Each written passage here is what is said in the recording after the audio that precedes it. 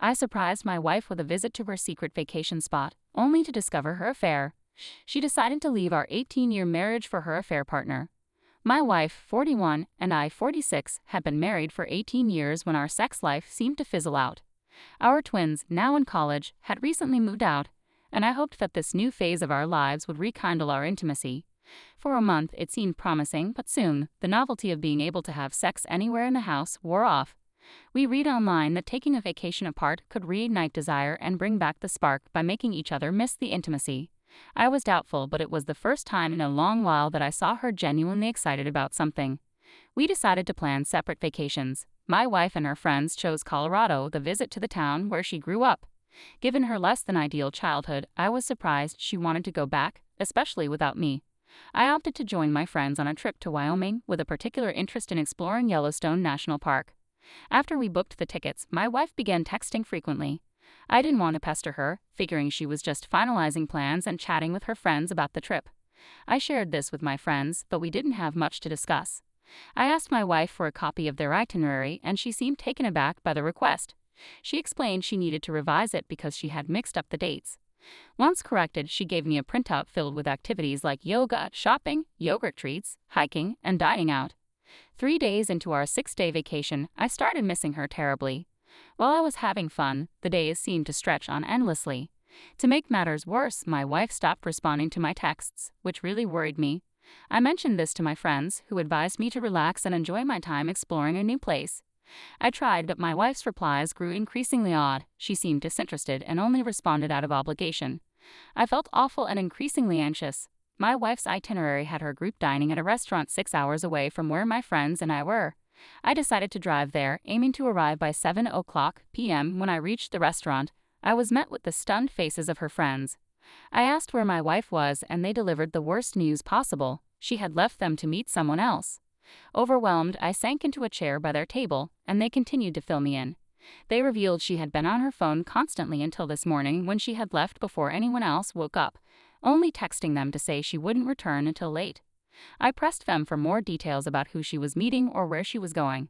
Eventually, one of her friends handed me a small piece of paper, explaining it was for safety reasons, as my wife didn't want to go anywhere without someone knowing.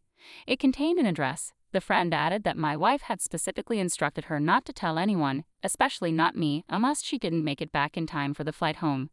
Realizing I was there unexpectedly and clearly distressed, the friend felt compelled to tell me the truth. I thanked her and rushed to my car, and she caught up to me, asking if she could come along. Desperate for some support to help me keep my panic in check, I agreed. Fade, who had been a calming presence during the drive, shared stories about her family, hobbies, and work, which helped distract me for a while. However, as we arrived at the address, my anxiety resurfaced. It was a house with no cars in the driveway, but it was only 8:00 p.m. Just before 9:00 p.m., a car pulled in. A man got out of the driver's seat, and my wife stepped out of the passenger side. I got out, followed by Jade, and called out, "Hey, honey." She froze, her mouth agape, and her face twisted with rage. She demanded to know what I was doing there and why Jade was with me. I explained that Jade had come along for emotional support because I was uncertain about what I might find. I looked at the man, who I had never seen before, and asked who he was. He confidently claimed to be my wife's lifelong friend and new lover. In a surge of anger, I punched him in the face. My wife screamed and moved closer to him, shouting that he didn't know we were married. I asked her whose fault that was. She had kept it from him, so he didn't know. I demanded to know if this had been planned all along, but she refused to answer, even daring to tell me I shouldn't be there. She then turned her ire on Jade, accusing her of being a snitch. I intervened, telling her that Jade had only spoken up because she shared my concern, and that I had driven 6 hours to find her. This trip was meant to reignite our intimacy and give my wife a chance to miss me and reflect fondly on our relationship, but instead she used the time to meet a man from her past. I told her she was no longer welcome at our home and that we were over. I had trusted her to remain loyal and used this opportunity to strengthen our bond, but she chose to destroy it. I was stunned. After my outburst, her brazen lover began cursing at Jade and me, demanding we leave, urging her to go inside. She made brief eye contact with me for no more than 4 seconds before apologizing and following him into the house. 4 seconds, that was all the time it took for my wife to abandon me in another man's yard after 18 years together. I got back in the car with Jade, and we started the long drive back to the restaurant. She apologized for the ordeal and offered to keep me company when I got home, which I gratefully accepted. After she returned to her car, I began the drive home, calling my twin sons and friends to tell them what had happened. They were incredibly supportive, rallying around me for emotional support. 3 weeks after the incident, Jade visited me at least twice a week. I appreciated her support as much as I did my sons and friends, who continued to check in with me either over the phone or in person. My sons told me they could never see their mother the same way again. They kept in touch with her by phone but remained focused on their studies, refusing to alter their lives to accommodate her. One of my wife's mutual friends confided in Jade that her affair partner had ended things after just 4 months, citing her clinginess as the reason. Knowing she had been married for 18 years, it must have been incredibly painful for her. Perhaps she sought emotional reassurance to validate her decision, only to drive him away in the process. I couldn't help but wonder what she would do next, though I didn't actively seek out the details. A whole year later, I checked my old email account and discovered weekly messages from my wife throughout that time. They ranged from seething anger towards me to desperate pleas for my response and love. Strangely, I felt a sense of relief that I hadn't seen these messages earlier. By then, I had developed a romantic relationship with Jade and had no desire to entertain thoughts of reconciliation with my wife after her betrayal. I hope this story serves as a reminder against infidelity and offers solace to those experiencing betrayal. It's important to know that life continues after such hardships, and there's always an opportunity for personal growth and change, even after your world has been turned upside down. Despite everything, my wife too had a chance to reflect and potentially become a better person. Now, on to the next story. Story 2 I discovered my wife's affair on our son's birthday, which led me to expose her 2-year-long affair, ruin her lover's life and career, and pursue a harsh divorce. This unfolded some time ago. A close friend encouraged me to share my story here. Apologies if my writing seems awkward, it's my first time sharing like this. I'm a 37-year-old man, and my wife is 31. Our story began a few years back, and I thought we were a happy, typical suburban couple. Despite being together for a long time, I never saw this coming. Our marriage was generally smooth, with no significant issues even before we tied the knot. We enjoyed a fairly open relationship, were financially stable, had a vibrant sex life, and genuinely loved and respected each other. We have 2 children, a 16-year-old daughter and a 9-year-old son. I believed our social life was healthy and well-balanced. We were facing one of those typical rough patches that many married couples experience. Both of us were working long hours and not spending enough quality time together, which was straining our marriage. I also noticed she was spending more time on her phone, texting with her friends. At first, I didn't think much of it, but then she became unusually protective of her phone and started acting cold towards the kids and me. These were all red flags I didn't like, so I made a concerted effort to leave work earlier, help more around the house, spend time with her, and be more emotionally available. Despite my efforts, the distance between us only seemed to grow, and she appeared even more detached. The discovery of her affair came on the night of our son's 8th birthday. We had a full house with family, friends, and even colleagues. Her parents were there, and everyone was having a good time. When it was time for my son to blow out the candles, she handed me her phone to take a picture of her, our son, her friends, and her parents. As I was about to snap the photo, a text message popped up on her screen. "I love you very much, baby. I miss you." I don't know how long I stood frozen, but it felt like more than a minute. "I miss you." Her voice pulled me back to reality. I managed to smile and take the photo, maintaining my composure, but my mind was racing. The number wasn't saved in her phone, so I had no idea who she was cheating with. How long had this affair been going on? Were they sleeping together? Of course they were. Later that night, after we finished cleaning up, I put the kids to bed and headed to my own room. She was already fast asleep, exhausted from the party. I quietly took her phone from under her pillow and slipped into the bathroom. I scored through her emails and texts, but when I tried to access her messenger, I was locked out by a password. The number I saw earlier was gone, and the texts had been deleted. She had covered her tracks well, which made me realize how careful she had been. I returned to bed, filled with anger and frustration, staring at the woman I had been loyal to for years. I made a vow to uncover the truth. A few days later, I came home early to spend some time with the kids while she was out grocery shopping.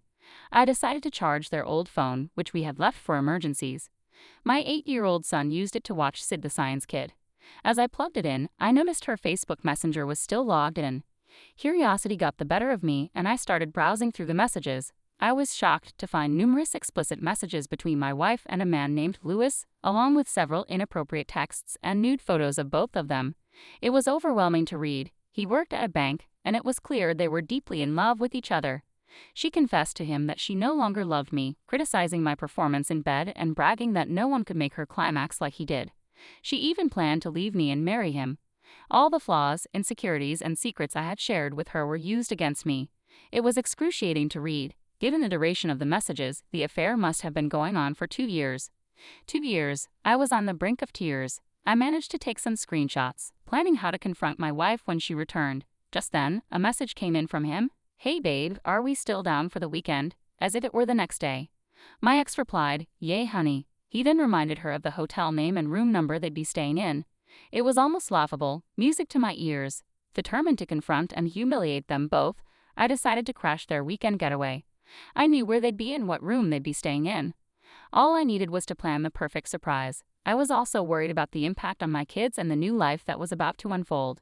When she got home from the supermarket, I could barely look her in the eye. I didn't want to give myself away, so I decided to step out.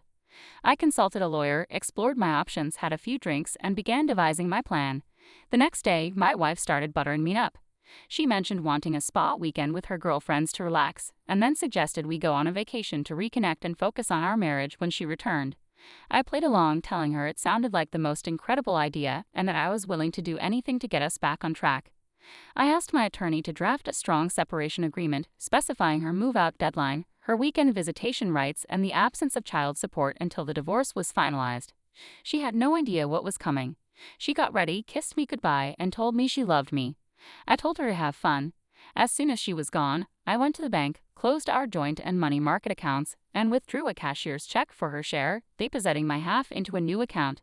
I returned home and in my office, printed out about 35 pages of Facebook screenshots. I waited a bit to give her and her lover some time to settle in before making my move. Then I called her parents and asked if they would join me for a surprise. At first, her parents were concerned and wanted to know what the surprise was, but I managed to calm them down and convinced them to come along. I also managed to contact Lewis's wife through his Facebook profile. She wasn't difficult to find. I tried calling her initially, but there was no answer, so I drove to her address and explained the situation. She broke down but agreed to come with us. We arrived at the hotel around 12:30 p.m. Her parents had already gotten there ahead of us.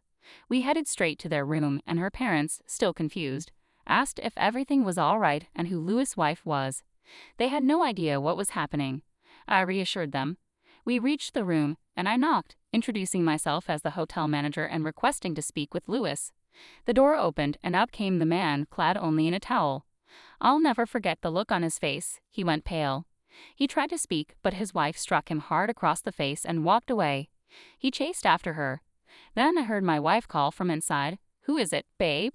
I entered with her parents to find my wife, also only in a towel. Her face turned white when she saw us. She began to cry, and her mother joined her. I suppose she was seen as their golden child. She started rambling, saying it wasn't what it seemed, and other excuses. I told her I wasn't there to argue. I handed her the divorce papers and the printed out texts. I told her I was emailing the documents to everyone we knew, and that I would also give them to our daughter so she could see the true nature of her mother. She broke down. I knew she'd be worried about her professional image and her reputation with the kids. I handed her the check for half of the money market account and informed her that I had withdrawn my share from all the joint accounts. It was enough for her to secure a place of her own. She continued to cry, and her parents remained silent and in tears. They decided to step out to the lobby. I could almost see the tumult of thoughts and emotions racing through her. She asked why I was doing this to her, but we both knew she had brought this upon herself. I told her I expected her to sign the papers and leave them at the house when she came to collect her belongings. I began to leave, telling her she could continue her life with Lewis. I apologized to her parents for their witnessing this ordeal. They understood it and suggested that we both see a marriage counselor before making any final decisions, but my mind was made up. As I exited, I passed Lewis and his wife, who were having a heated argument downstairs. I couldn't help but smile a little. Serves the bastard right. We exchanged a few angry words. He asked if I was happy, and I shouted back, yes. I got into my car and started to cry, but I managed to pull myself together enough to drive away. I have no idea what she did that evening or over the weekend, but she kept texting and calling, asking to talk. I eventually turned off my phone. On Monday, she came to talk to the kids, telling them, "Mommy and Daddy need some time apart. We still love you," and so on. She apologized again, saying she wanted her family back and didn't know what she was doing. I have no intention of ever taking her back. She betrayed me, and that's something I can never forgive. Later, I received a call from Mrs. Lewis, who thanked me for exposing the affair and coming to her aid. We become very good friends, and she'd also filed for divorce. I like her. We went to court, and I think the judge felt sorry for me. He asked for statements from the kids about who they wanted to stay with. They both chose to stay with me in the house they grew up in. My ex cried when the divorce was finalized. I got the house and had to buy out some of her equity, which wasn't much of a problem. I also gained primary custody of the kids, who are now happy and doing well. She still calls, insisting we should get back together, but that will never happen. Update. Hi everyone, I wanted to provide an update since many of you have been reaching out for one. Thank you to everyone who has reached out to me after my initial post. It's been several months since the divorce, and I'm settling in well with the kids. The atmosphere at home has been quite strange. The living room, once the heart of our family time, now feels like a deserted island. Even the kids seem to avoid it. I've also been working late a lot to keep my mind off things. I have been ignoring her completely, but after reading about the 180 technique, I decided to try it. I've started being civil, though a bit cold, towards her. I'm glad I did this because I was starting to feel like a monster, refusing to acknowledge her existence. It felt wrong, and I ended up feeling like I was the one who had wronged her instead of the other way around. The only time I deviated from the 180 was last weekend when I walked into the bathroom. She was there to see the kids, and I found her sitting on the floor by the bath, crying. I helped her up and gave her a hug, though it was more of a there kind of hug than one filled with affection. The sad part is I'm so suspicious of her now that I wouldn't put it past her to be putting on a show, waiting for me to walk in.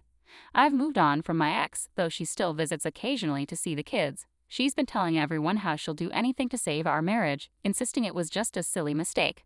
She looks terrible, she lost her job and her appearance has really suffered. Her boss found out about the divorce and after hearing the details, wasn't pleased, so she fired her. I heard she and Lewis decided to stay together for a while, maybe trying to make me jealous. It doesn't bother me anymore. As I mentioned in my original post, every ounce of love I had for her vanished once I read the terrible things she said. I no longer see her as my true love, the person I could confide in and trust with my life. Now I just see her as trash that needs to be taken out before it starts to stink up the place. She's been trying to get me to compromise, suggesting that in 3 or 4 months, we can reassess our situation and see where we stand mentally. She's pushing for couples counseling before I completely give up. I'm not interested. The thought of being in the same house with her over Christmas makes me feel physically ill. She'll want to do everything right. There's no way I'm going along with that. Her friends keep me updated on her life, and they're now on my side. Things turned out really badly for Lewis. He lost everything in his divorce, his kid, their house. He kept showing up at my house days after his own divorce, looking like a total wreck, like a man who had lost everything. He confronted me, accusing me of ruining his life. I just laughed at him. He was devastated. He lost his job after the confrontation. His wife went to his bosses and spilled everything. They were not happy. She also showed them printouts of all their messages, which got him fired. I called the cops and managed to get a restraining order against him. My ex-wife and Lewis are living together now. I've heard that he doesn't treat her well and blames her for everything. She looks pale and isolated, with no friends. Sometimes I feel a twinge of pity for her. I let her stay overnight occasionally, but I'm always cautious. Meanwhile, I've been seeing other people, and I'm currently dating a lovely woman. We met at a party my friends threw for me to lift my spirits after the divorce. I was diagnosed with depression and she's been a breath of fresh air. We've been seeing each other for 2 months and she's wonderful with the kids. I even asked her to move in. My ex is not pleased and still harbors dreams of us being a family again. She continues to beg me to take her back, but as I've made clear, that's not happening. She thinks she'll have me back no matter what. A few weeks ago, I got a call from my attorney's office. He mentioned that my ex was trying to file a petition to reopen the case, citing new information. I asked what the new information was, and he told me, "Your wife claims she's pregnant with your child." I was baffled. It's impossible. She's a liar. We hadn't been close even before the divorce. I shared this with my friends, and they reassured me it was just a pathetic attempt to get back at me. How could getting pregnant help? It seemed clear to me it was for Lewis, with whom she was living. The lawyer advised me not to worry and mentioned that she would need to take a paternity test to confirm if I was the father. I'm genuinely concerned about my ex-wife's mental health. She really should consider seeing a psychologist. The next day, she showed up at my house, telling my girlfriend that she was pregnant with my child and insisting she was the mother of my kids. I had no choice but to kick her out and told her that if she wanted to see the kids, she could come over to her place. I made it clear she should never come back. She screamed and yelled, refusing to take a paternity test, and instead told everyone who would listen that the child was mine and that I was trying to get rid of her to bring in a new wife. A few weeks later, Lewis's wife called me. She said she was getting back together with him because she still loved him and thought he had suffered enough. She mentioned that he would be moving back in with her soon. I told her about my ex's claims and the baby, and she said they would work things out. Lewis didn't hesitate. He left my ex and moved back home, leaving her alone and pregnant. I feel for her suffering, but she really brought all this on herself. I'm considering marrying my new girlfriend, moving away from this house, and starting a fresh new life.